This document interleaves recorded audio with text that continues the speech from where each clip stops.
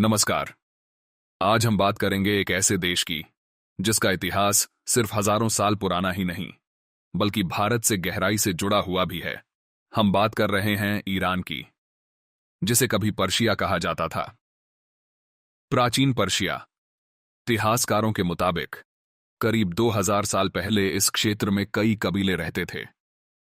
फिर एक शक्तिशाली साम्राज्य उभरा जिसके महान शासक थे साइरस द ग्रेट। उन्होंने पर्शिया को एक विशाल साम्राज्य में बदला और प्रशासनिक व्यवस्था को मजबूत किया। उनके बाद डारियस प्रथम के समय पर्शिया दुनिया के सबसे बड़े साम्राज्यों में शामिल हो गया। 331 ईसा पूर्व मैसेडोनिया के शासक अलेक्जेंडर द ग्रेट ने पर्शिया पर हमला किया। पर्शिया के राजा डेरियस तीसरे को हार का सामना करना पड़ा और पर्शिया पर सिकंदर का कब्जा हो गया। इस जीत के बाद सिकंदर को किंग ऑफ एशिया कहा जाने लगा। इस्लाम और पारसियों का भारत आना। 7वीं सदी में इस्लाम का उदय हुआ और अरबों ने पर्शिया पर कब्जा कर लिया। इस दौरान जोरोएस्ट्रियन धर्म को मानने वाले लोगों ने धार्मिक उत्पीड़न से बचने के लिए पलायन किया। इनमें से कई लोग भारत पहुंचे, जिन्हें आज हम पारसी समुदाय के रूप में जानते हैं। यहीं से भारत और पर्शिया के रिश्ते और मजबूत हुए। हमले और ऐतिहासिक घटनाएं। पर्शिया का इतिहास कई बड़े आक्रमणों का गवाह रहा है। चंगेज खान के मंगोल आक्रमण ने पूरे क्षेत्र को तबाह कर दिया।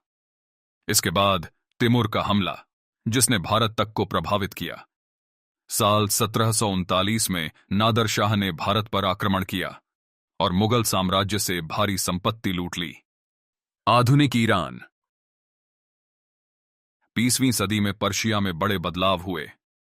रेजा शाह पलावी ने देश का आधुनिकीकरण किया और 1935 में पर्शिया का नाम बदलकर ईरान रख दिया। इसके बाद 1979 में रुहोल्लाह खोमेनी के नेतृत्व में इस्लामिक क्रांति हुई और यहीं से शुरू हुई एक नई व्यवस्था। लेकिन ये बदलाव पड़ोसी देश इराक को रास नहीं आया। तानाशाह सद्दाम हुसैन को डर था कि ये क्रांति उसकी सत्ता को भी हिला सकती है। और फिर 1980 में शुरू हुआ ईरान इराक युद्ध। यह युद्ध 8 साल चला। लाखों जानें गईं, लेकिन नतीजा कोई साफ जीत नहीं। आखिरकार इराक को पीछे हटना पड़ा और इसे ईरान की रणनीतिक जीत माना गया। 1989 में खुमैनी का निधन हो गया और उनके बाद अयातुल्लाह अली खामेनेई बने नए सुप्रीम लीडर। और आज भी ईरान उसी व्यवस्था के तहत चल रहा है। आपका क्या मानना है? क्या यह क्रांति सही थी या नहीं? कमेंट में जरूर बताएं।